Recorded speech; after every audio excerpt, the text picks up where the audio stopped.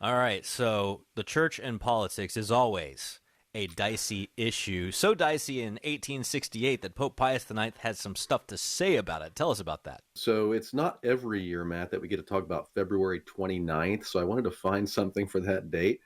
And I did. This one, Pope Pius IX forbidding participation in Italian politics, February 29th, back in 1868.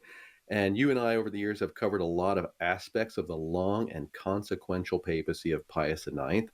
This is another one of those. It's the background was the Risorgimento, which is the unification of the nation of Italy. It involved, among other things, the seizure by force of the Papal States, which had up to that point, and for some 1,000 years, been an independent state, at whose head stood the Bishop of Rome. Pius IX began his tenure in 1846 as a liberal in the terms of the day. He was open to the extension of democratic participation in government, but the radicalization of European politics turned him against that movement. In 1848, his prime minister was assassinated. The Pope himself was forced to flee Rome in disguise. In the late 1850s, the revolution in Italy led to the dissolution of the Papal States.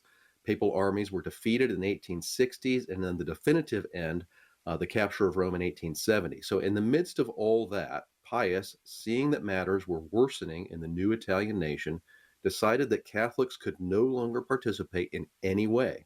This week, February 29th, 1868, he issued what was called a non expedit decree. That's the translation is it is not expedient, and that forbade Catholics from holding office or even voting for offices in the Italian government. This didn't really improve the situation. For one, not a lot of people followed it, and secondly, it really just appeared to confirm what the enemies of the church were saying about the absolute opposition between the church and Italian nationalism.